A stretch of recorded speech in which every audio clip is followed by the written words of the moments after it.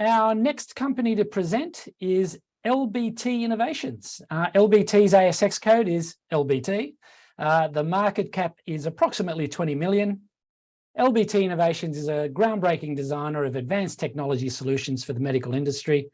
The company's core capabilities include AI, image analysis, and software engineering solutions that improve medical diagnostic workflows.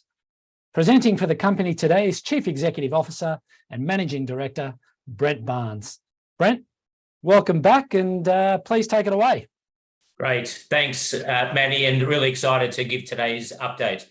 Let's go straight into the highlight slide. We don't have a lot of time here. I wanted to start with who our customers are. So we're selling and working with pharmaceutical manufacturing companies. So that could be someone like AstraZeneca, who we've got a partnership with, or it could be a group called a contract drug manufacturing organization that manufacture drugs on behalf of somebody else. And Thermo Fisher are one of the leaders in that space. So if you can kind of consider those characteristics of the companies we're working with, you typically think of large, global, billions of dollars in revenue. And because pharmaceutical manufacturing is a highly regulated process, quality is really important. And the cost of getting it wrong has the potential to be significant. So think warning letters, think product recalls. And I guess it's for these reasons that we've found dealing with these companies, looking at automation as an example, is that they're very sophisticated in their thinking and they're very sophisticated in their process for looking at new technologies. And I guess it's within that context and framework, the last 6 months have been super exciting for the company. Last week, we announced our first sale into the biopharmaceutical market, and that was with Thermo Fisher. Thermo Fisher are in the top 5 largest contract drug manufacturing companies in the world. And so that's a pretty big deal. It's great to have our instrument now within that ecosystem that has the potential for, we think, further expansion within that group. And that's really on the back of upgrading our guidance. We did announce in January that we expected sales to occur in the first half, which is about 6 months ahead of when we had previously given guidance to the market. And I think importantly, as we've been finalising this R&D, which we're expecting to have completed in the near term, AstraZeneca have been presenting at various pharmaceutical conferences, illustrating the positive performance that they've been having utilising our technology. So next slide talks a bit more about the workflow and tries to visualize, I think, exactly what it is that we're trying to offer these pharmaceutical companies that are manufacturing drugs. Firstly, drugs are manufactured in a clean room. Clean rooms are sterile. There's different grades of clean rooms, but the whole purpose of a clean room is that they're clean. And that's important. The way that the manufacturing process is designed for determining whether the environment is clean or not is by putting a culture plate inside of that clean room. And so starting from the left-hand side, you'll see a picture of what a agar plate looks like, or a culture plate. It's then placed inside of that clean room during the manufacturing process, rotated every 4 hours, and then it's put into an incubator, which is just like a fridge.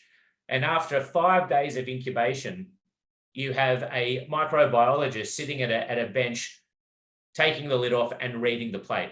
And it's a really important, in fact, it's the most critical part of that workflow in terms of getting it right.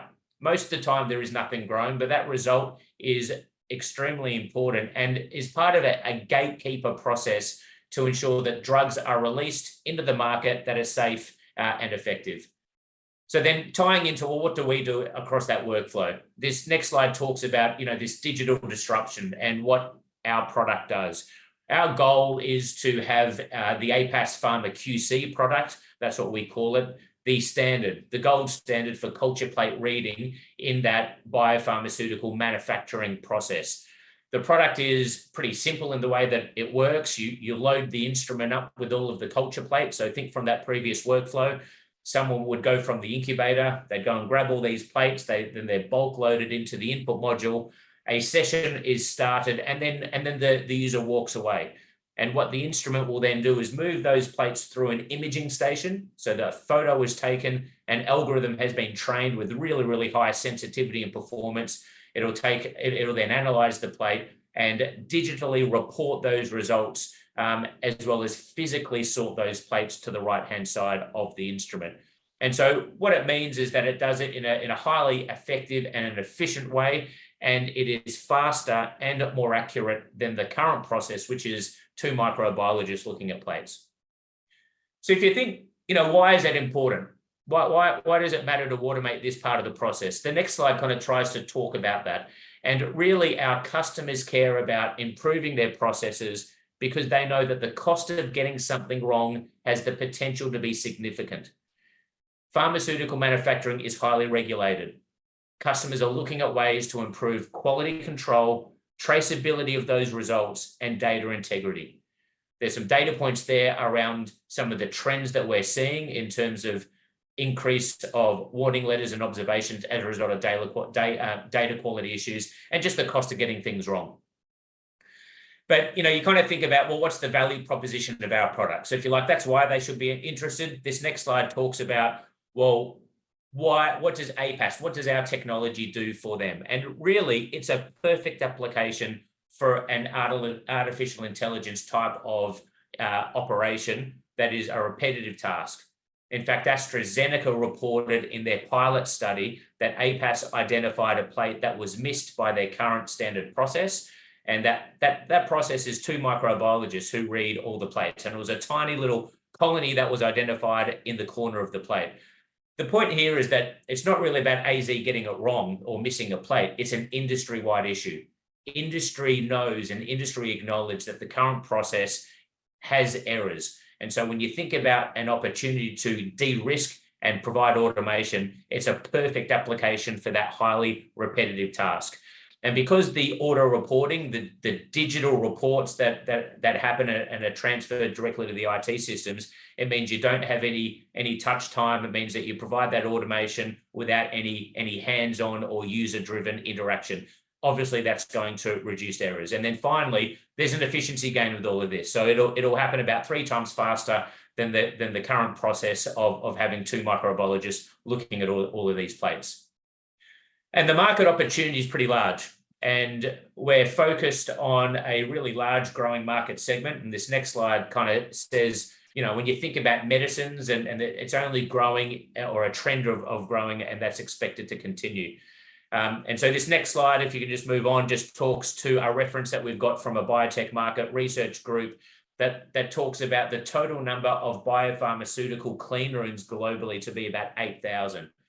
And so that's specifically for biopharma. There are many other type of clean rooms, for example, in the electronics part of the business. So this is very specific to our target market. And that's expected to grow to about 15,000 labs in 2023. And so, look, it's a market that's growing and one that we think is very exciting, which is a good segue into our sales model. This next slide talks about how we sell the product and the revenue model associated with it.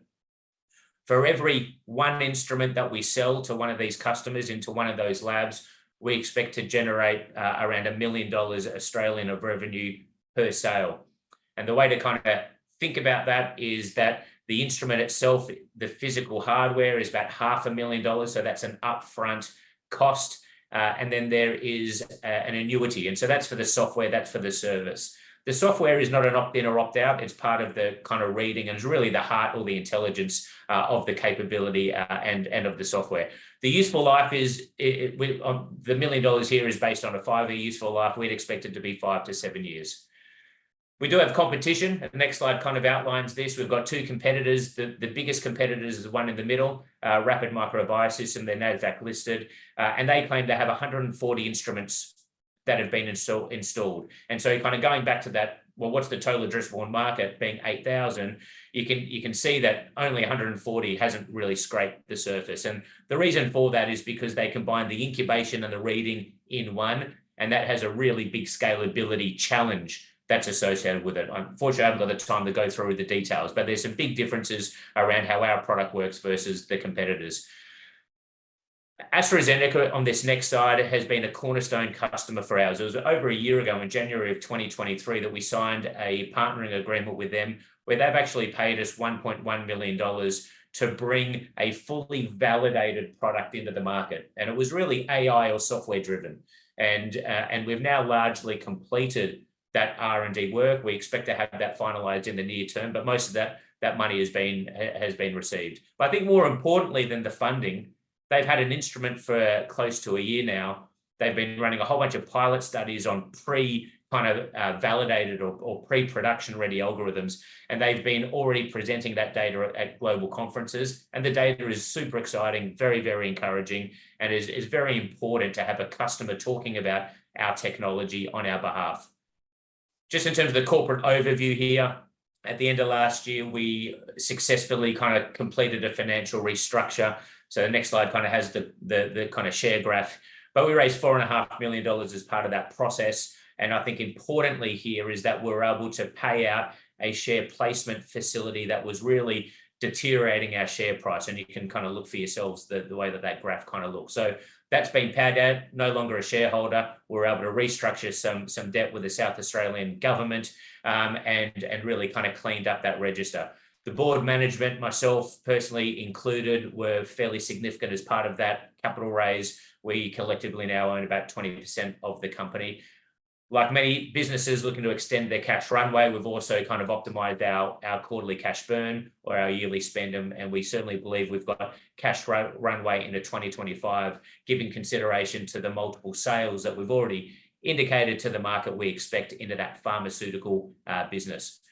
So wrapping up in terms of the outlook, we're really at the start of gaining meaningful commercial traction in this exciting market. We've been really laser focused over the past 12 months, finishing off that R&D work for the APAS Pharma QC product. And investors should now have the confidence that, the company's signaling that we will have that finished in this first quarter and expect that in the very near term. And that's quite important. Us finalizing that R&D means that AstraZeneca can then get busy with their formal validation process, and that will take some months. And once that's finished, expect a rollout across their global network, which is multiple instruments that would occur, and that's starting in the second half of next calendar year. So I'll pause there now, Manny, to take any questions. Thank you, Brent. Yeah, look, the question you touched on this during the presentation. In terms of your APAS Pharma, you talked about the competitors in the space. Now, if you could just give us a little bit more color on how is the LBT product different, and more importantly, what are your competitive advantages with that product, and how do you plan to keep that sort of advantage? Yeah, and look, I did skip over that one fairly quickly just in time, but look, I'll break it down super simply. It's scale. So the competitors, because they have an incubator, so that's like the big fridge, and the reading system as a combined unit, it means that they can't scale the operation. And so I'll give you some example about what I mean there. The capacity of the incubator for the Rapid Micro Biosystems product is 660 plates. The incubation time is 5 days. So the maths there is kind of 660 divided by 5 is about 132 plates that would be generated per day. So if you're generating just 132 plates on a daily basis that need to be incubated and read, you would have one instrument. AstraZeneca, at the one facility that we have our instrument at the moment, they do 1,000 plates a day. So you would need 7 to 8 of those competitor instruments to match the scale, the throughput. Each of those instruments are between $500,000 to $600,000. And so it just became completely uneconomical. And that's why AstraZeneca, having reviewed the alternatives that existed in the market, actually said, well, we'll pay you $1.1 million to accelerate and get this endpoint reader. We can use our existing incubators. We don't need an incubator. We use our existing incubators. We use our existing media, and let's make sure that the validation works. And if it does what you say it does, we're going to have, they'll probably buy 2 instruments at the site. They'll buy 2 instruments for the one facility versus spending, nearly $3 million for some of the competitor instruments that exist. So it's that scale issue, which is the primary differentiation. Okay, and just a quick question in terms of the international rollout for APAS Pharma. How is that going? From a geographic perspective, where are you? Where are you really sort of punching well, and what are the other geographies that you're trying to get or that you're focusing on? Yeah, so our strategy is really clear. So it's kind of a land and expand strategy. What we're doing is going after the biggest pharma companies by revenue globally and the biggest CDMO companies globally. And what we found, back to that, they're very sophisticated. In each case, they've got a central group. So AstraZeneca have a central group that govern all of their global sites, and it happens to be based in the UK. And so we could have 10 salespeople contacting all of the sites globally, but it'll end up going to that central group. And we found the same with Thermo Fisher, who we made the other sale to. So our strategy is to be laser focused on big pharma, big CDMO, find the right person, and go through a sales process with a centralized group. And what it means is that we start a validation process with that customer. It's typically at a single site with a view that once it's validated, it is then rolled out and standardized across their manufacturing network. And so it's multiple instruments for AstraZeneca, potential multiple instruments for Thermo Fisher. And when we think about kind of the top pharma, that's kind of the same, that's kind of the same ballpark you'd expect. So land and expand strategy is what we're focused on. Okay, thanks, Brent. And just to wrap it up, a quick question on, in terms of balance sheet and funding, I take it you're quite comfortable at this point in time, sort of looking out over the next, or the remainder of 2024? Yeah, absolutely. We're not looking to raise capital. We did that just at the end of last year. So we're in a really strong position to that extent. Okay, well, Brent, thank you for your time today. That was great. And have a great weekend, and we hope to see you back soon. See you next time. Thanks, Manny. Thanks all. Hey, Brent.